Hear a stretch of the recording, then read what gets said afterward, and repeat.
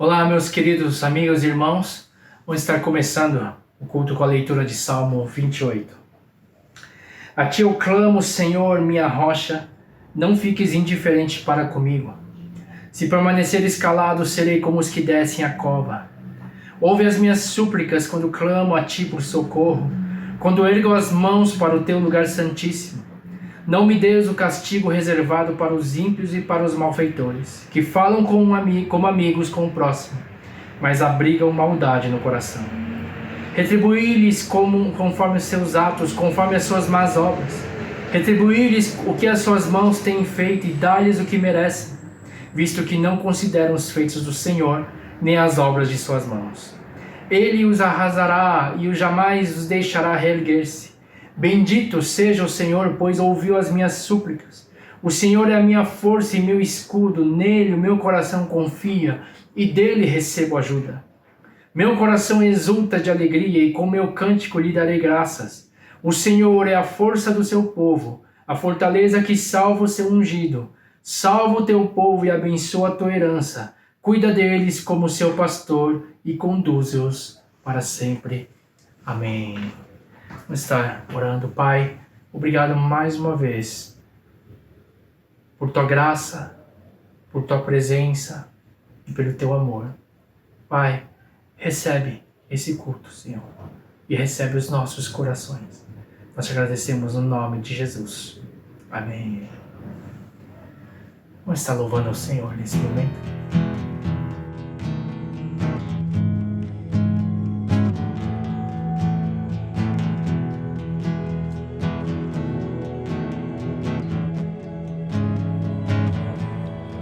Jesus, seja o centro da minha vida, o lugar que fixo o olhar. Seja o centro da minha vida. Jesus, seja o centro da minha vida, o lugar que fixo o olhar. Seja o centro da minha vida. Tu és o centro de todo o universo, tudo foi feito para ti. Jesus, fôlego de todo ser, tudo foi feito para ti. Tu tens tudo em tuas mãos, tu tens tudo em tuas mãos, tu tens tudo em tuas mãos, tu tens tudo em tuas mãos. Eu ergo o olhar aos céus, encontro o meu ser em ti, Senhor. Eu ergo o olhar aos céus, a ti. Ergo o olhar aos céus, encontro o meu ser em ti, Senhor.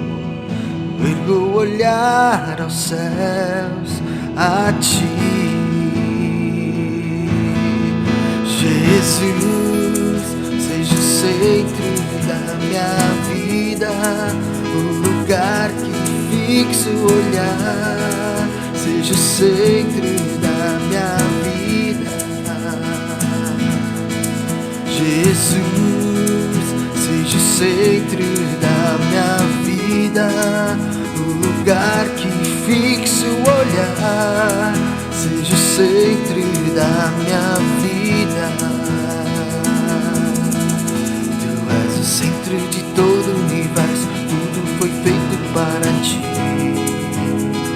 Jesus, fôlego de todo ser, tudo foi feito para ti. Tu tens tudo em tuas mãos, tu tens tudo em tuas mãos, tu tens tudo em tuas mãos, tu tens tudo em tuas mãos. Eu ergo o olhar aos céus, encontro o meu ser em ti, Senhor. Eu ergo o olhar aos céus, a Ti. Eu ergo o olhar aos céus, encontro meu ser em Ti, Senhor. Eu ergo o olhar aos céus, a Ti. Jesus, seja o centro da minha vida, o lugar que fixo o olhar. Seja o centro da minha vida. Jesus, seja o centro da minha vida, o lugar que fixo o olhar. Seja o centro da minha vida.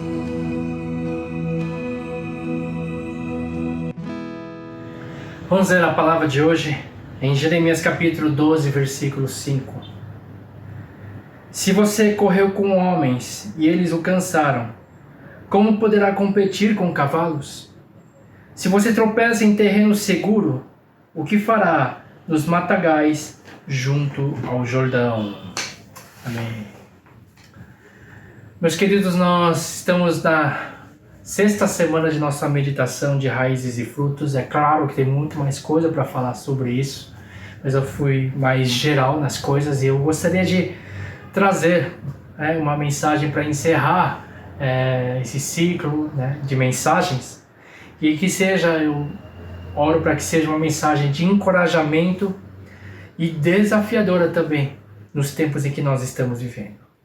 Nós meditamos nas últimas 5 semanas sobre raízes e frutos, sobre estarmos com nossas raízes em nosso relacionamento com Deus, com a Sua Palavra, no poder do Espírito que penetra lá no fundo de nossos corações, e também a importância da comunhão uns com os outros, da comunidade, e também da importância de servir em nossas vidas. E nesse processo que nós estamos caminhando, uma coisa que ajuda muito a cimentar esse processo, é claro, tem todo o processo que envolve o sofrimento, as adversidades que formam o nosso caráter, que lapidam o nosso caráter, mas principalmente também o nosso contínuo foco em Deus. O foco nele nos ajuda a aprofundar nele. E, gente, a gente vive numa sociedade cheia de mediocridade e muita superficialidade, não é? Nós temos a tendência hoje, a gente vive uma cultura na tendência de imitar, a gente tem vários aplicativos, que imita, ou o outro imita, assim.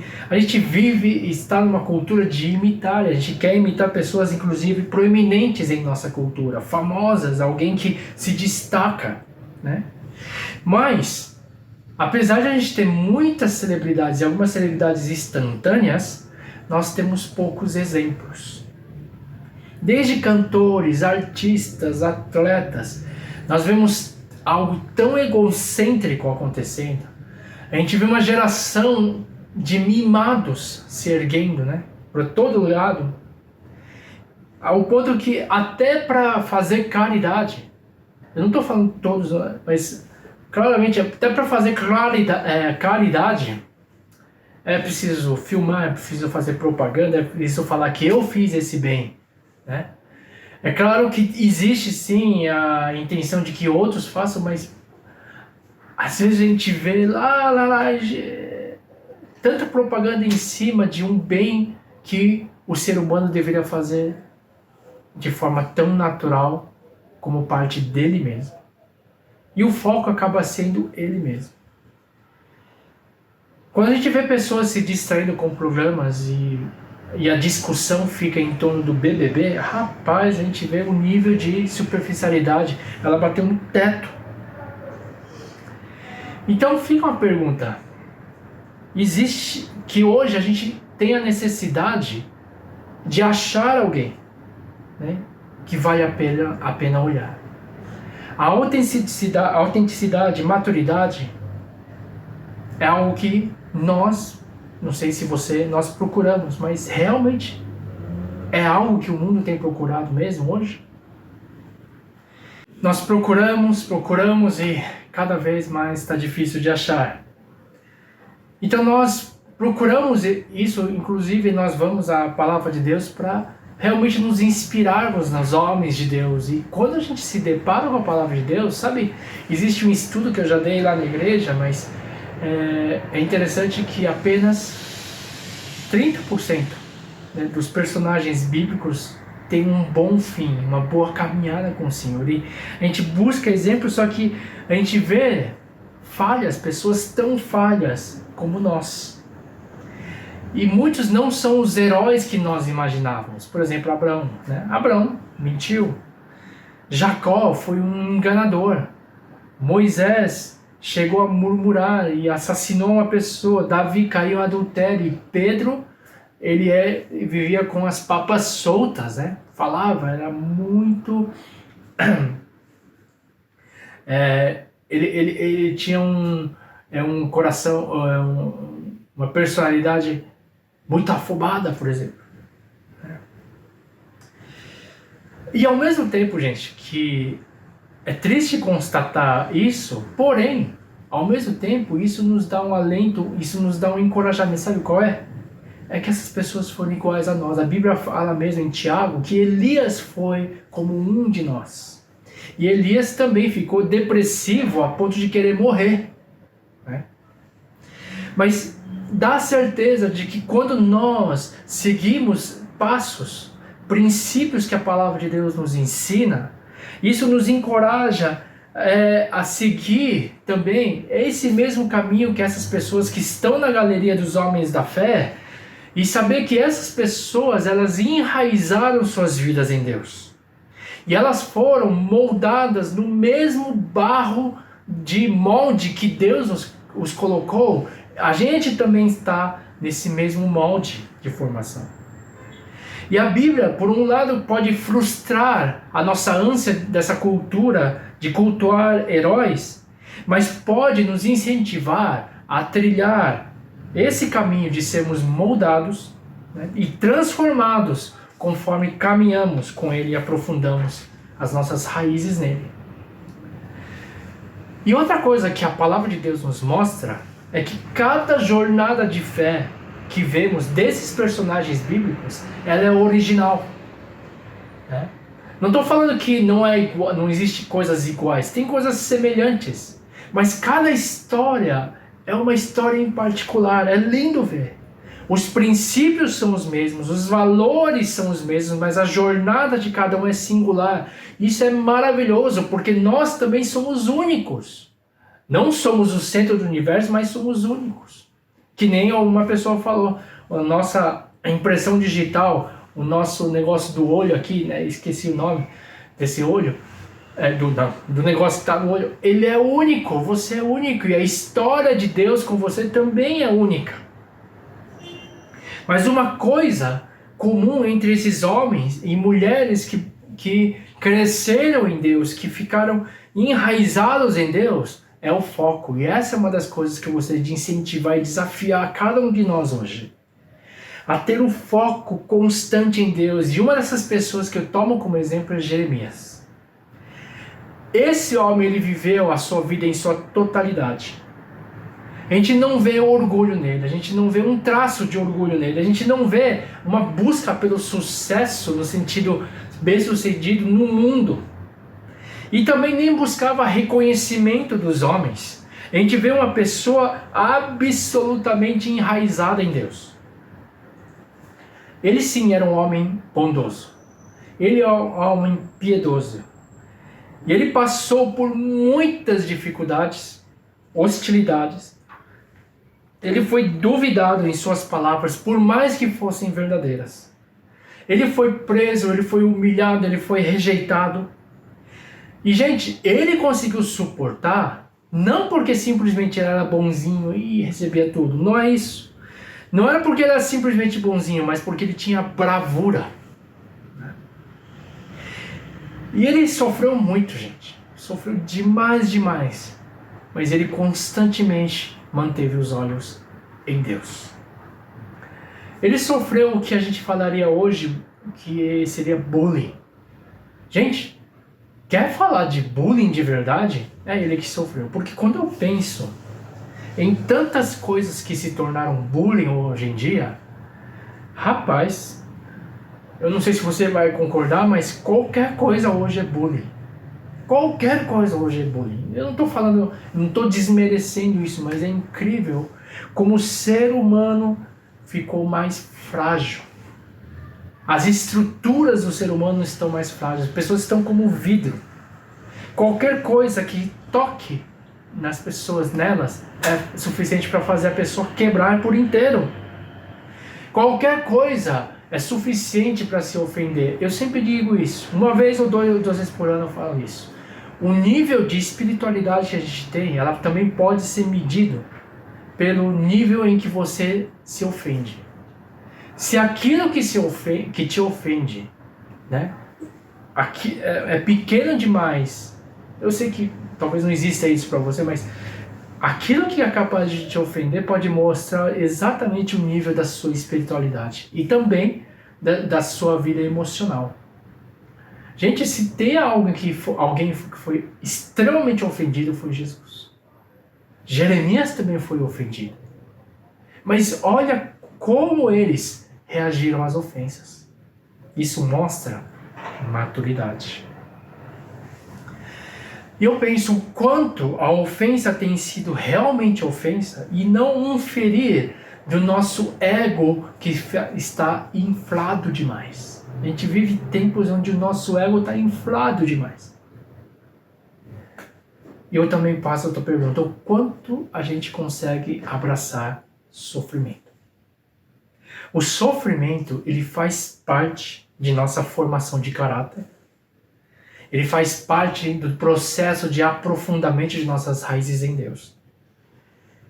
Não quer dizer que Deus seja masoquista, que quer ver seus filhos sofrendo, mas o fato é, nós vivemos num mundo caído pelo pecado, o sofrimento faz parte da consequência do pecado, e estar alheio a sofrimento é simplesmente estar alheio à realidade. No mundo que vivemos, há sofrimento e sempre haverá sofrimento. E participar dos sofrimentos de Cristo é o que a Bíblia nos ensina. Nos identificarmos com os sofrimentos de Cristo, mas também nos identificarmos com o sofrimento do próximo. Isso leva uma pessoa a amadurecer. Pode ver, quem não sabe sofrer é imaturo. Quem não quer sofrer, sofre de imaturidade. Então, nesse mundo, nós enfrentamos oposições. E em Jeremias nós vemos uma pessoa que foi madura, que se desenvolveu, foi saudável, vivendo pela fé. E lutar pela verdade levou uma vida de rejeição, perseguição e sofrimento. Por Jeremias ter lutado pela verdade. E, gente, por que eu estou falando isso? Nesse processo todo, dá a impressão que Jeremias foi um super-homem, né? Mas não foi. Como eu falei, ele foi um homem como nós. Ele foi usado por Deus. A diferença, ele tinha foco em Deus.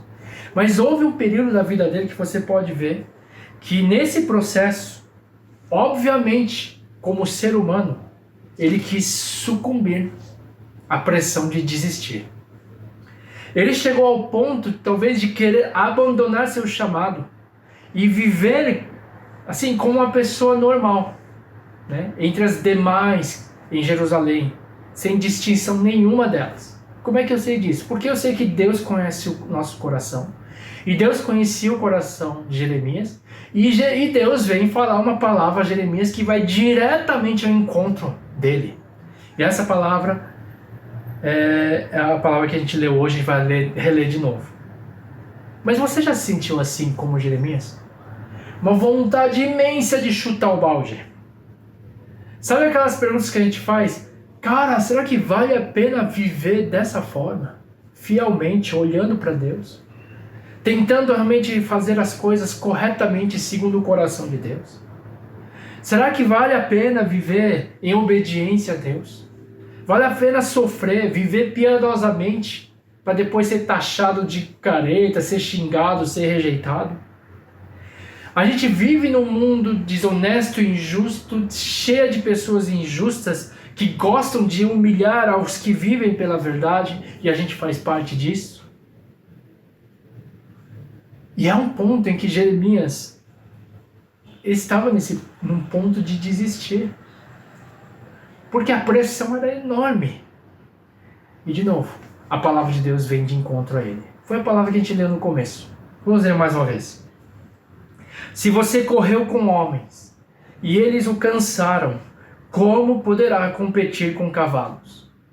Se você tropeça em terreno seguro, o que fará nos matagais junto ao Jordão? Quando eu li essa palavra e meditei, eu falei, uau! Que palavra profunda! Que palavra desafiadora! É como se Deus estivesse dizendo para Jeremias, Jeremias, a vida é difícil. Você vai desistir diante da sua primeira onda de oposição, porque ele sofreu muita oposição já no começo. Você vai tentar ficar na segurança da sua casa, ao invés de continuamente pregar a minha verdade. Você vai viver uma vida cautelosa ou uma vida corajosa. Vai ficar se lamentando ou se levantará de seu lugar e olhará para frente. Gente, é muito mais fácil viver, desculpa essa palavra, nesse mundo mais na correria, neuroticamente, querendo limpar tudo com álcool, se proteger tudo com álcool. Sim, é muito mais fácil, a gente sente até mais protegido assim, né? É mais fácil viver nesse mundo à custa dos outros, por exemplo. É muito mais fácil viver como a maioria, como a multidão pensa. E, gente, de alguma forma isso é viver com os homens. Como a palavra de Deus fala, é a mesma coisa que viver correndo com os homens. E a gente se cansa com isso. E olha, se viver desse jeito já te deixa cansado, como nós vamos viver uma vida que Deus deseja? Plena. Uma vida abundante, como ele falou. Por isso, nessa meditação, que a gente possa ouvir a voz de Deus, assim como eu ouvi. Nessa meditação, Deus falou muito ao meu coração. E eu escrevi uma oração, talvez como se Deus falasse comigo, mas eu também falando comigo, escrevi assim. Eu o chamei para uma vida de propósito, muito além do que você pensa ser capaz de viver. E eu, Deus, vou lhe dar forças suficientes para você cumprir o seu destino. Agora, se é o primeiro sinal de dificuldades, você está disposto a desistir. Se você se sente fatigado por essa multidão comum de coisas tão patéticas, o que fará quando a verdadeira corrida começar? Cara, isso falou muito ao meu coração.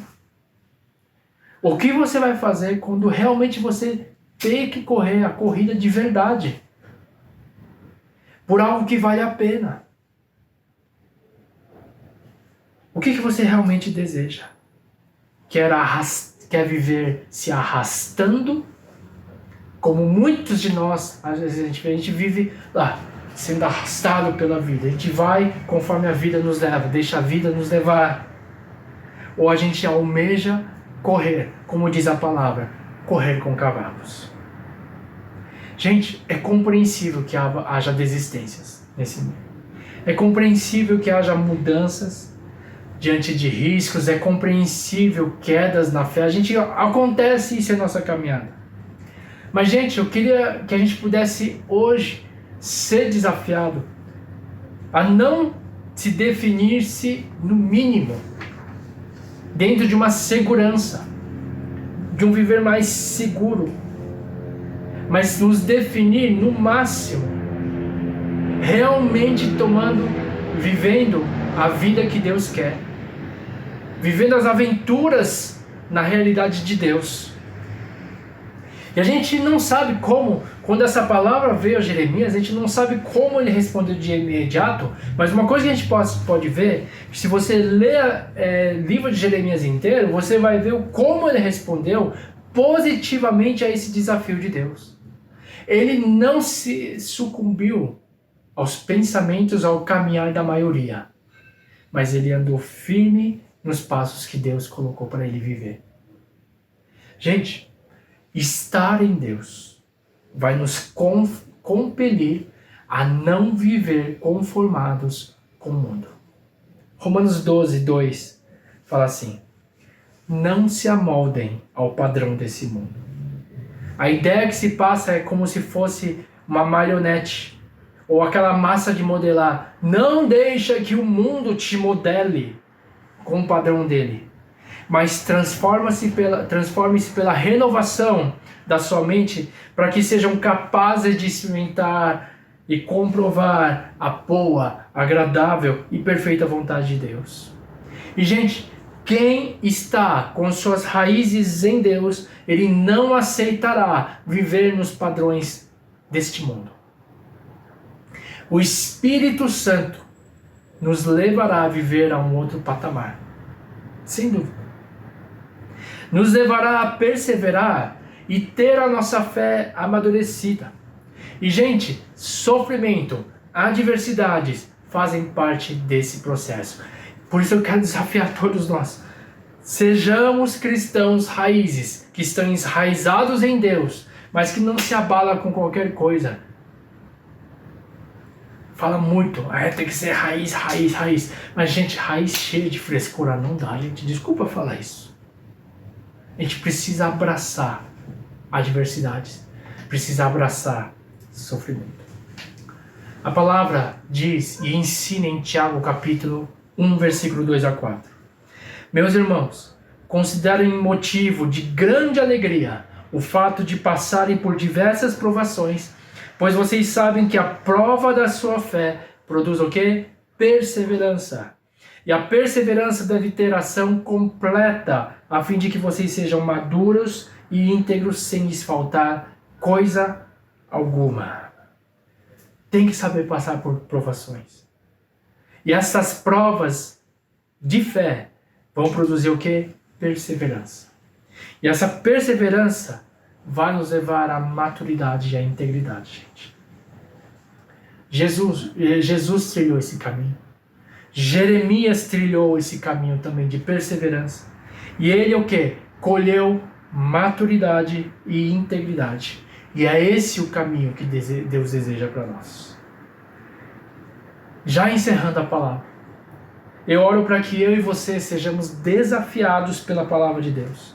Essa mesma palavra que veio a Jeremias. Que nós não nos fatiguemos ao andar com os homens. Gente, o andar igual aos outros, todo mundo anda, todo mundo faz. Mas Deus nos chama para um outro nível, um outro patamar. Que tenhamos a visão de correr com os cavalos. Com excelência como os cavalos. Com foco em Jesus. Como diz a palavra, o autor e consumador de nossa fé. Que hoje a gente guarde essas palavras no nosso coração e recebamos o encorajamento e o desafio de Deus sobre nossas vidas. Gente, para finalizar, quero te encorajar a ler junto mais uma vez e desafio inclusive a memorizar essas palavras. Essas palavras vieram a Jeremias num tempo difícil da vida dele. Essas palavras vieram a Jeremias num tempo talvez de muita pressão, como a gente vive hoje. Essas palavras vieram a Jeremias no momento que talvez ele se cansou. Sabe? Assim como nós, nos cansamos, nos fatigamos,